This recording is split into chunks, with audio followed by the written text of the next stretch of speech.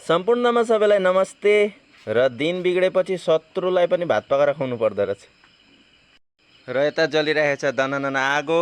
यता छ हाम्रो ललित र अनि हामीले यता लिइराखेका छौँ तपाईँको प्याज छ, अदुवा लसुनको पेस्ट, यता छ तपाईँको मसला। सिलिगुडीबाट आएको यो डल्ले खुर्सानी र आजको हाम्रो कुकम्यान पर्यो ललित शर्मा।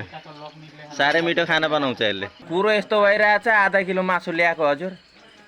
4 जना मान्छे थियौँ, गर्दा गर्दा 4 को 8 भयो, 8 को 10, 10 को 12 होला भन्ने पिर चलिरहेछ मलाई। गाउँभरि हल्ला छ, सबै मान्छे थपियो भने पुग्ने हो केही न, सबभन्दा ठुलो पिर त्यो पनि छ। पानी आएदेखिबाट बल्ल यसो मासुको स्वाद लिउँ भनेको गाउँै पनि बाहिर पकाएर चाहिँ ठुलो भुल परेछ हाम्रो त।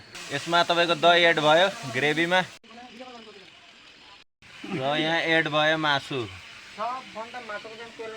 बडा मिठो पकाउँछ अरे यो मान्छेले।